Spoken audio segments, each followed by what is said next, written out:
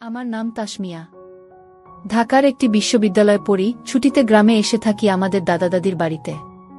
সেখানে অনেক আত্মীয় আসে, কিন্তু আমার চোখ আটকে গেছে শিউলি চাচির দিকে।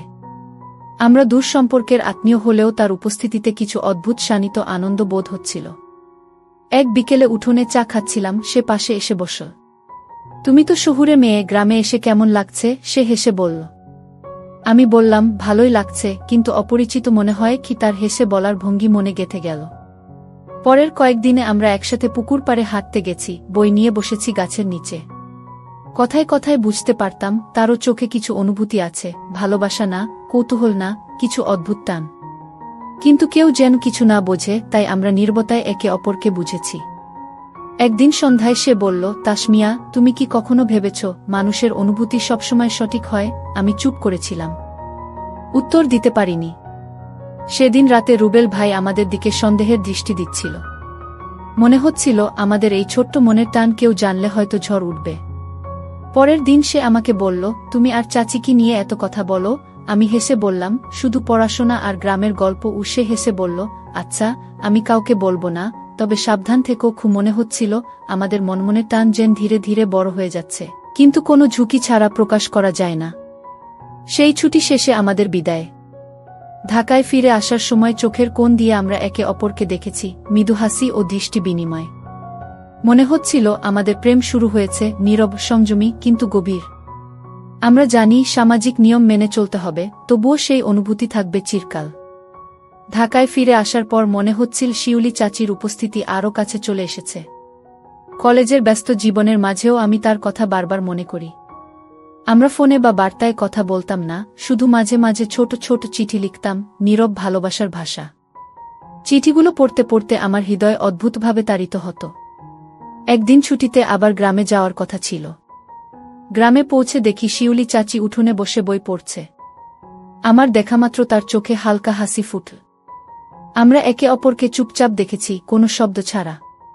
সেই নীরব দৃষ্টি দিয়েই আমাদের গল্প এগোচ্ছে। কিছু সময় ধরে আমরা পুকুর পাড়ে হাঁটতে গেলাম। হাওয়া বইছে, পাখির ডাক ভেসে আসছে। আমি অনুভব করলাম হৃদয় একে অপরের দিকে টানছে, কিন্তু কোনো কথাই বলা হচ্ছে না। প্রতিটি চেয়ে দেখা, প্রতিটি হালকা হাসি, প্রতিটি নিঃশব্দ আলাপ যেন আমাদের প্রেমকে গভীর করছে। মনে হচ্ছিল আমাদের ভালোবাসা এমন এক ধরনের বন্ধন, যা প্রকাশ পেলে সমাজের চোখে ভুল বোঝা হবে, তাই নীরব থাকাই সেরা। ছুটির দিনগুলো অতিক্রম করতে করতে আমাদের মধ্যে কিছু ছোট ছোট চ্যালেঞ্জও আসছে। কখনো কেউ আমাদের কাছাকাছি আসে, তখন আমরা একে অপরের চোখে তাকিয়ে বুঝি সব ঠিক আছে, কেউ কিছু বোঝেনি। কখনো কখনো শিউলি চাচি চলে যান অন্যদিকে, আর আমি বুকের ভেতর অদ্ভুত শূন্যতা অনুভব করি। সেই শূন্যতাকে পূর্ণ করে দেয় তার পরের নিঃশব্দ হাসি বা চোখের দৃষ্টি। গ্রামে বৃষ্টির রাতগুলো সবচেয়ে সুন্দর। বৃষ্টি ভেজা উঠোনে আমরা বই নিয়ে বসি, শুধু চোখে চোখ রেখে একে অপরকে বোঝার চেষ্টা করি।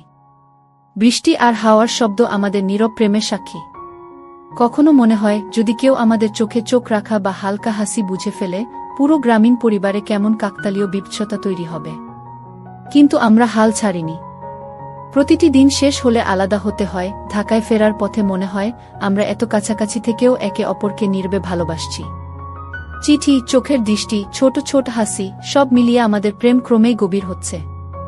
আমরা জানি সামাজিক নিয়ম মেনে চলতে হবে, তবুও এই নীরব প্রেম চিরকাল থাকবে। মনে হচ্ছে আমাদের ভালোবাসা কোনো ভাষায় প্রকাশের প্রয়োজন নেই, শুধু নিঃশব্দ বোঝাপড়া যথেষ্ট। প্রতিটি দিন, প্রতিটি মুহূর্ত আমাদের সম্পর্ককে আরও মজবুত করছে। আমাদের মধ্যে ধীরে ধীরে জন্ম নিয়েছে এক অদ্ভুত বন্ধন, যা সময়ের পরিক্রমায় আরও দৃঢ় হবে। আর আমরা জানি যতই জীবন এগোচ্ছে, এই নীরব ভালোবাসা আমাদের মধ্যে চিরকাল বাঁচবে। গ্রামের ছুটি শেষ হওয়ার আগে কিছুদিন বাকি। শিউলি চাচি এবং আমি জানতাম সময় দ্রুত চলে যাচ্ছে।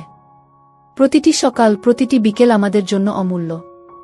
আমরা পুকুর পাড়ে হাঁটছি, বই পড়ছি, আর কখনো শুধু নিঃশব্দে একে অপরকে দেখছি। চোখের ভাষা এবং হালকা হাসি আমাদের বোঝার মাধ্যম। একদিন হঠাৎ দেখি রুবেল ভাই আমাদের দিকে বেশি তাকাচ্ছে। মনে হচ্ছিল সে কিছু বুঝতে শুরু করেছে। আমি শিউলি চাচির দিকে তাকালাম, তার চোখে অদ্ভুত উদ্বেগ। সে আস্তে হেসে বলল, সাবধান থাকতে হবে, কেউ আমাদের অনুভূতি বুঝতে পারলে ঝামেলা হবে। সেই কথার পর বুকটা আরও দ্রুত ধক করে উঠল। আমরা চেষ্টা করলাম হালকা হাসি এবং চোখের দৃষ্টিতেই সব বোঝার, কিন্তু রুবেল যেন ক্রমে আরও ঘনিষ্ঠভাবে নজর রাখছে। একদিন হঠাৎ একটি ঘটনা ঘটে।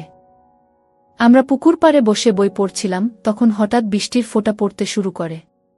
সবাই ছাদে চলে গেছে, শুধু আমরা দুইজনই বাইরে ছিলাম। হালকা বৃষ্টির মধ্যে আমরা একে অপরের দিকে তাকিয়ে থাকি, আর মুহূর্তগুলো যেন স্থির হয়ে যায়। হঠাৎ রুবেল ভাই দেখা যায় আমাদের দিকে এগিয়ে আসছে। হঠাৎকার ভয়ে আমার বুক ব্যথা করে ওঠে। শিউলি চাচি হাত আমার দিকে বাড়িয়ে নীরবে ধরলেন। আমরা একে অপরকে বোঝার চেষ্টা করলাম। রুবেল এগিয়ে আসার সঙ্গে সঙ্গে আমরা দ্রুত বইগুলো তুলে নিয়ে ঘরের দিকে দৌড়ালাম, আর ভেতরের দৃষ্টি বিনিময় বলল, সব ঠিক আছে, ভয় পেও না। রুবেল সেই মুহূর্তে শুধু হেসে চলে গেল, কিন্তু আমার মনে ভয় আর উত্তেজনার মিশ্র অনুভূতি হল। মনে হচ্ছিল আমাদের নীরব প্রেম কতটা ফ্রেজাইল, কেবল একটি চোখে চোখ পড়লেই সব ফাঁস হতে পারে। ছুটির শেষ দিনগুলোতে আমরা আরও সাবধানে চলেছি। চিঠি, চোখের ভাষা, নিঃশব্দ আলাপ, সব মিলিয়ে আমাদের সম্পর্ক আরও গভীর হয়েছে। প্রতিটি বিদায়ের সময় চোখের দৃষ্টি বিনিময় আমাদের মনে করিয়েছে, এই নীরব ভালোবাসা কোনো একদিন প্রকাশ পাবে না, কিন্তু চিরকাল থাকবে। আমরা জানি সামাজিক নিয়ম মেনে চলতে হবে, তবুও আমাদের হৃদয়ে সেই বন্ধন শক্তভাবে বেঁচে আছে। ছুটির শেষ কয়েকদিন বাকি। প্রতিটি দিন যেন আমাদের জন্য অমূল্য হয়ে উঠেছে। শিউলি চাচি এবং আমি পুকুর পাড়ে হাঁটছি, বই পড়ছি, অথবা শুধু নিঃশব্দে একে অপরের চোখে চোখ রাখছি। চোখের ভাষা, নিঃশব্দ হাসি, সব মিলিয়ে আমাদের নীরব প্রেম আরও গভীর হচ্ছে। একদিন হঠাৎ দেখি গ্রামের নতুন স্বাগত অতিথি হিসেবে আমাদের বাড়িতে এসেছে চাচার এক পরিচিত বন্ধু, মণি মামা। তার সঙ্গে রুবেল ভাইও আছেন। মণি মামা এমন একজন যে খুব লক্ষ্য করে এবং অনেক কিছুই বুঝতে পারেন। প্রথমে মনে হলো সে কেবল গল্পে ব্যস্ত, কিন্তু ধীরে ধীরে চোখের কোণ দিয়ে আমাদের দিকে নজর রাখছে। হঠাৎ অনুভব করি আমাদের নীরব টান রয়ে গেছে মাত্র চোখে চোখে। হালকা হাসি, বইয়ের পাতা উল্টানো, সবকিছু যেন খেয়াল করছে। শিউলি চাচি আমাকে দেখলেন, তার চোখে উদ্বেগ, আর সে নিঃশব্দে বললেন, সাবধান থাকতে হবে, কেউ যদি আমাদের অনুভূতি বুঝে ফেলে, পুরো গ্রামীণ পরিবারে ঝড় উঠতে পারে। আমি চুপ করে থাকি, কিন্তু বুকের ভেতর অদ্ভুত উত্তেজনা আর ভয় মিশে যাচ্ছে। পরের দিন সকালে আমরা পুকুর পাড়ে হাঁটছিলাম। হঠাৎ বৃষ্টির ফোঁটা পড়তে শুরু করে। চারপাশ নীরব, শুধু হাওয়া আর পাখির ডাক। আমরা নিঃশব্দে একে অপরের দিকে তাকাই। সে সময় দেখি রুবেল ভাই হঠাৎ আমাদের দিকে এগোচ্ছে, আর সঙ্গে মণি মামা। বুকের ভেতর ধক করে ওঠে। শিউলি চাচি দ্রুত হাত বাড়িয়ে আমার হাত ধরে ধরলেন, আর আমরা দুজনই দৌড়ে ঘরের দিকে। দৌড়ানোর সময় চোখের দৃষ্টি দিয়ে বোঝাচ্ছিল, সব ঠিক আছে, ভয় পেও না। রুবেল এবং মণি মামা কিছু বুঝতে পারলেন না, শুধু হেসে চলে গেলেন, কিন্তু সেই মুহূর্তে আমাদের হৃদয় অস্থির হয়ে উঠল। তারপরও আমরা বুঝতে পারলাম আমাদের নীরব প্রেম কতটা ফ্রেজাইল। যে কোনো মুহূর্তে এক ভুল চোখের দৃষ্টি, এক ভুল কথা, সব ফাঁস হয়ে যেতে পারে। বাকি ছুটির দিনগুলোতে আমরা আরও সাবধানে চলেছি। প্রতিটি ছায়া, প্রতিটি দৃষ্টি, প্রতিটি হাসি আমাদের সম্পর্ককে আরও গভীর করে তুলছে। যখন বিদায়ের দিন আসে, ঢাকায় ফেরার সময় চোখের কোণ দিয়ে একে অপরকে দেখাই, মৃদু হাসি এবং নিঃশব্দ বিদায়ের অনুভূতি। মনে হচ্ছে আমাদের প্রেম চিরকালই থাকবে, নিঃশব্দ, সংযমী, কিন্তু গভীর। আমরা জানি সামাজিক নিয়ম মেনে চলতে হবে, তবুও সেই সম্পর্কের বন্ধন আমাদের হৃদয়ে অটুট। প্রতিটি চিঠি, চোখের ভাষা, নিঃশব্দ আলাপ আমাদের নীরব প্রেমকে আরও দ্বিগুণ করছে। আমরা জানি যতই জীবন এগোচ্ছে, এই নীরব ভালোবাসা চিরকাল বেঁচে থাকবে। প্রতিটি মুহূর্ত, প্রতিটি দেখা আমাদের মনে করিয়ে দিচ্ছে, সত্যিকারের ভালোবাসা কখনো ভাষার প্রয়োজন হয় না, নিঃশব্দেও তা প্রকাশ পায়। ঢাকায় ফিরে এসে জীবন আগের মতো ব্যস্ত হলেও মনে যেন শিউলি চাচির কথা বারবার ঘুরপাক খাচ্ছে। চিঠি, ছোট ছোট বার্তা, চোখের দৃষ্টি, সবকিছু এখন আমার জীবনের অংশ হয়ে গেছে। আমরা দুজনেই জানি সামাজিক নিয়ম মেনে চলতে হবে, তাই প্রকাশ্যে কোনো কথা বলা যায় না। প্রতিটি সন্ধ্যা, প্রতিটি রাত আমাকে তার কথা মনে করিয়ে দেয়। একদিন কলেজ থেকে ফিরে দেখি তার চিঠি এসেছে, নিঃশব্দে মনের কথাগুলো লেখা। পড়তে পড়তে চোখ ভিজে গেছে, কারণ প্রতিটি শব্দে তার আবেগ ফুটে উঠেছে। আমি লিখি উত্তর, কিন্তু সংযম রেখেই। আমরা একে অপরকে চিঠি এবং বার্তার মাধ্যমে বোঝাই, চোখে চোখ রাখি, আর মাঝে মাঝে ফোনে হালকা স্বর শুনি। প্রতিটি মুহূর্ত যেন আমাদের সম্পর্ককে আরও গভীর করছে। সময়ের সঙ্গে সঙ্গে বুঝতে পারি আমাদের নীরব প্রেম কোনো ঝুঁকি ছাড়া শক্তিশালী হয়ে উঠছে। একদিন ছুটির সময় আবার গ্রামে গিয়েছি। পুকুর পাড়ে হাঁটতে হাঁটতে বৃষ্টি নামল। চারপাশ নীরব, শুধু হাওয়া বইছে। আমরা একে অপরকে চোখে চোখে বুঝলাম, কোনো শব্দ ছাড়াই। মনে হলো এই মুহূর্তই আমাদের সবচেয়ে প্রিয়। বিদায়ের সময় আমাদের চোখে চোখ মিল, নিঃশব্দ বিদায়। ঢাকায় ফেরার পথে মনে হলো আমাদের প্রেম চিরকাল থাকবে, নিঃশব্দ, সংযমী কিন্তু গভীর। আমরা জানি সামাজিক নিয়ম মেনে চলতে হবে, তবুও হৃদয়ের বন্ধন অটুট। প্রতিটি চিঠি, বার্তা, চোখের দৃষ্টি আমাদের নীরব ভালোবাসাকে আরও করছে।